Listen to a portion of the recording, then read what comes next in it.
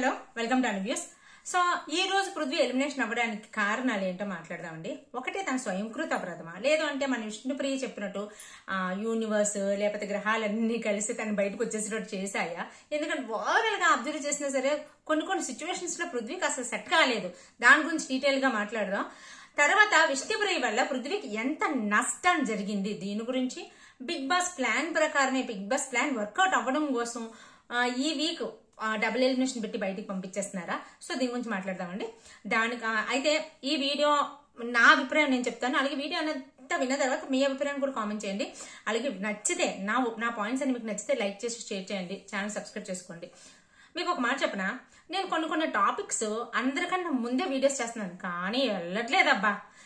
నాది చిన్న ఛానల్ అవ్వడం వల్ల అంటే కాదు, మీరు లైక్ చేయకపోవడం వల్లే నాది ముందుకు వెళ్ళట్లేదు. మీరు లైక్ చేస్తే కొంచెం ఛానల్ ముందుకు వెళ్తుంది. సో ఆ టాపిక్ కవర్ అవుద్ది. నేను చేసిన తర్వాత పెద్ద ఛానల్స్ కూడా చాలా మంది చేస్తున్నారు. మేబీ అంటే వాళ్ళ పాయింట్ ఆఫ్ వ్యూ వాళ్ళు చెప్తున్నారు, కానీ ఆ పాయింట్ నేను కూడా టచ్ చేస్తున్నా. వాళ్ళు చేసిన వాళ్ళకి 30,000 నాకు 1000 కూడా రావడం కష్టం అవుతుంది. సరేలేండి, మీ ఇష్టం. అయితే వీడియోలోకి వెళ్తే పృథ్వీ అనగానే మనకు గుర్తుకొచ్చేదండి అగ్రెసివ్నెస్, మనిషి మీదకి వెళ్ళిపోవడం. సో ఇది తనకి బాగా నెగిటివ్ అయిందబ్బా. ఇది పక్కన పెట్టేస్తే నాకు పృథ్వీలో బాగా నచ్చింది, మీ అందరికి కూడా నచ్చింది అని అనుకుంటున్నాను. ఏంటంటే ఫ్రెండ్షిప్ లాయల్టీ, ఇంకా బ్యాక్ బిచ్చింగ్ చెయ్యడు. వెనక్కి తిరిగి మాట్లాడింది తన వాళ్ళ గురించి ఎక్కడైనా మాట్లాడా? మాట్లాడిందే లేదు. అలాగే అవుననుకున్నా కాదనుకున్నా, కష్టం వచ్చినా నష్టం వచ్చినా ఏది వచ్చినా సరే ఫ్రెండ్ దగ్గర ఉండాలనుకున్న ఫ్రెండ్ దగ్గర అలానే ఉండిపోతాడు. ఇక్కడ నిఖిల్ దగ్గరనే కాదు, ఆ రోజు సోనియా దగ్గర కూడా అదే లాయల్టీ.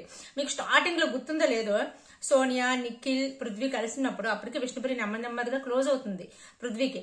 అప్పుడు చెప్పింది, నీకు ఛాన్స్ వస్తే నీ ఫ్రెండ్స్ మీద అంటే నిఖిల్ మీద కానీ సోనియా మీద కానీ నామినేషన్స్ వెయ్యొచ్చు కదా, వెయ్యాలి, అప్పుడే నువ్వు వెయ్యు అని చెప్తుంది అనమాట. కొంచెం క్లోజ్ అవుతున్న టైంలో నేను వేయను, వాళ్ళ మీద నేను ఎందుకు వేయాలి, నేను వెయ్యనంటే వేయనని క్లియర్ గా చెప్పాడు. ఆ రోజు నుంచి ఈ రోజు వరకు ఎప్పుడు కూడా నామినేషన్స్ లో కూడా వేయలేదు. తనకి ఎంత కష్టం వచ్చినా సరే వేయలే. ఇంకొకటి నిన్న ఇప్పుడు మీరు చూడండి, నిన్న సాటర్డే ఎపిసోడ్ లో కూడా నాగార్జున గారు ఎవరికి అంటే దమ్ బ్యాచ్ ఇస్తారు అంటే నిఖిల్కి తీసుకుని వెళ్ళి ఇచ్చాడు. తనకి ఏదైనా కోపం ఉన్నా లేదంటే తను బాధపడి హట్ అయినా నబీల్ గానే ఇవ్వచ్చు. ఎందుకంటే మొన్న నిఖిల్ టికెట్ ఫినాలే దాంట్లోని పృథ్వీని చూస్ చేయలేదు. పృథ్వీని చూస్ చేస్తే ఎందుకంటే తను డిస్రెస్పెక్ట్ చేసాడని ఆడలేదని ఏదో ఒకటి అడుగుతారని చెప్పేసి చూస్ చేయలేదు. తీసుకుని వెళ్ళి నబీల్కి పెట్టచ్చు, చేయలేదే. అట్టి పరిస్థితుల్లో కూడా నిఖిల్కే పెట్టాడు. సో అదే పృథ్వీలో ఉన్న అసలు ఎంత మంచి గుణం అంటే తనకు కావాలని చెయ్యడు.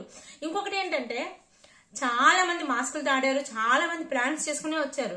నాకు ఒక్క పృథ్వీని చూస్తే మాత్రం ఎటువంటి ప్లాన్స్ లేకుండా, ఎటువంటి మాస్క్ లేకుండా డే 1 నుంచి కూడా ఇప్పటి వరకు కూడా పృథ్వీ అలాగే ఉన్నాడు.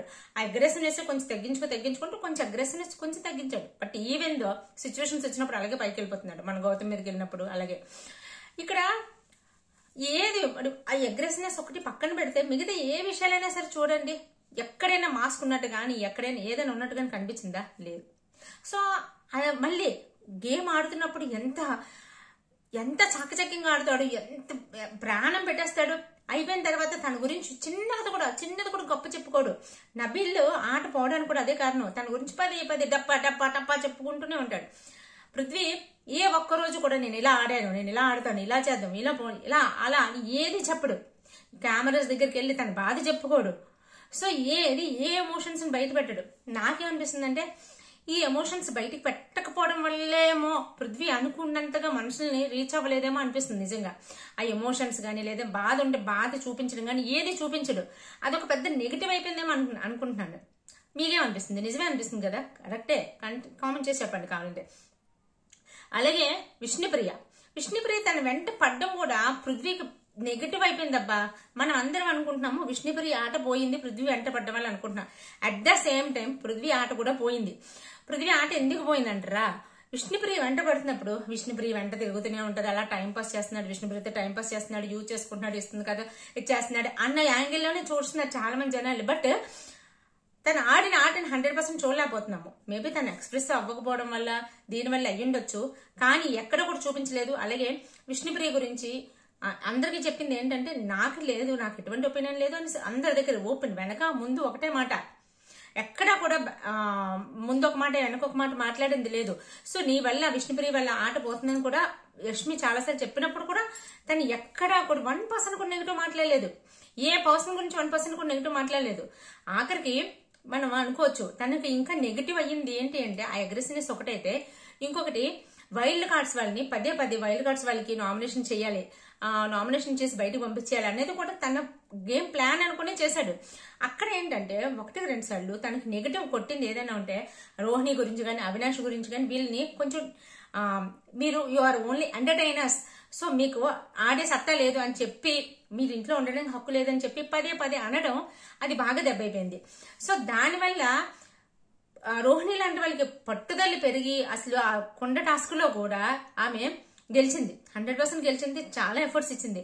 అట్ ద సేమ్ టైమ్ అప్పుడు కూడా పృథ్వీకి చాలా అన్యాయం అంటే అన్యాయం అనుకోవాలా, చాలా ప్రెజర్ పడింది ఆటలో కూడా. ఈ ఆట అనే కాదండి, కొండ టాస్క్లు ఏమేమి చూసారా మీరు?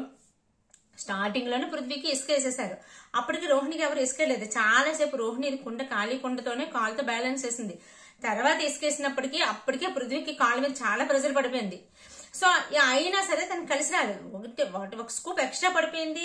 ఎప్పటి నుంచి బ్యాలెన్స్ చేసుకుంటున్నాడు, బరువును బ్యాలెన్స్ చేసుకుంటూ వస్తున్నాడు. అలాంటి సిచ్యువేషన్ పృథ్వీది అక్కడనే కాదప్ప, ప్రతి దగ్గర కూడా ప్రతి విషయంలో కూడా తను లాస్ట్ వరకు వస్తాడు వెళ్ళిపోతాడు. ఇంకొకటి ఏంటంటే తను జనాల దగ్గర రీచ్ అవ్వకపోవడానికి కారణం, ఇప్పుడు చాలా కాలం నేను మెగా చీఫ్ నవ్వను, నేను చీఫ్ నవ్వను, నేను ఆడుకుంటా, ఎఫర్ట్స్ పెడతా, ఉంచేస్తా అనేసి వదిలేశాడు. సో లాస్ట్ లో చేసి నాకు మెగా చీఫ్ అవ్వాలని ఉంది, నేను చీఫ్ అవ్వాలని ఉంది, లాస్ట్ లో బాధపడ్డాడు. అది కూడా జెన్యూన్ గా, అది కూడా ఎక్కువసేపు కెమెరాస్ దగ్గర చెప్పడు, ఏమీ ఉండదు. సో ఇలాంటి జెన్యూన్ ప్లేయర్ ని మనం రిసీవ్ చేసుకోలేకపోతున్నావా అనేది అయితే నాకు కొంచెం నిజంగా బాధ అనిపిస్తుంది. అట్ ద సేమ్ టైం తను చేసుకుని కొన్ని స్వయంకృత అపరాధాలు ఉన్నాయి. ఇది ఏమయ్యా అంటే మనం ఒక బిగ్ బాస్ షోకి వచ్చినప్పుడు కొన్ని ఉంటాయి బిహేవ్ చేయడానికి. నీ మనసులో ఉన్న బాధని చెప్పాలి, నీ మనసులో ఉన్న సంతోషాన్ని చెప్పాలి, నీకేం కావాలనుకుంటున్నావు చెప్పాలి, కొంచెం టాక్టిక్స్ గా ఆడాలి. ఇవన్నీ చెయ్యకపోవడం వల్ల వచ్చింది. పృథ్వీ ఏంటంటే ఫిల్టర్ లేకుండా ఉన్న మనిషి అంతే. ఇప్పుడు మీరు ఎవ్వరి గురించి ఎక్కడ కూడా దేని గురించి నెగిటివ్ గా మాట్లాడు, అసలు అది బయట కూడా అలాంటి వాళ్ళు ఉంటారో కూడా తెలియదు. ఇలాంటి పర్సన్ బయటకు వచ్చేస్తున్నాడంటే నిజంగా బాధ అనిపిస్తుంది. ఎందుకంటే తను బాటంలో ఉంటే ఖచ్చితంగా వచ్చేసిన ఎవరికి ఏమనిపించదు.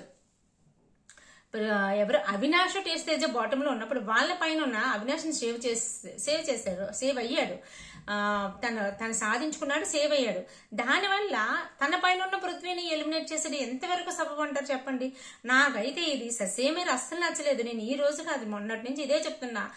సో అసలు next week mid week elimination, లేకపోతే నెక్స్ట్ వీక్ డబుల్ ఎలిమినేషన్, ఆ next week mid week elimination ఏదైనా పెట్టుకోవచ్చు కదా. ఇప్పటికప్పుడు డబుల్ ఎలిమినేషన్ పెట్టవలసిన సిచ్యువేషన్ ఏంటో చెప్పండి. అందరూ కూడా అంటున్నారు లాస్ట్ ఇయర్ కూడా అంబటార్జున్ తప్పిపోతే గౌతమ్ ఎలిమినేట్ అయిపోయాడు కదా అంటే అది సింగిల్ ఎలిమినేషన్ అబ్బా, డబుల్ ఎలిమినేషన్ కాదు. ఇక్కడ అవినాష్ లో టేస్టేజ్ ఉన్నప్పుడు టేస్టేజ్ ఎలిమినేట్ అయిపోవడంలో ఏమీ లేదు. అప్పుడు అవినాష్ సేవ్ అయ్యాడన్నా టేస్టేజ్ ఎలిమినేట్ అయిపోయాడన్నా మనం ఎవరు మాట్లాడుకోం. కానీ అవినాష్ పైన ఉన్న పృథ్వీని ఎలిమినేట్ చేయడం ఎంతవరకు కరెక్ట్ చెప్పండి? అంటే ఈ బిగ్ బాస్ వాళ్ళందరూ కన్నడ బ్యాచ్ తెలుగు బ్యాచ్ ఇలా బయట జరుగుతున్నాం. నిజంగా నాకు ఆ మాట తీయడం కూడా ఇష్టం లేదు. కావాలంటే మీరు పాత వీడియో నా వీడియోలు ఏదైనా చూడండి, ఒక్క దగ్గర కూడా నేను ఈ మాట మాట్లాడను.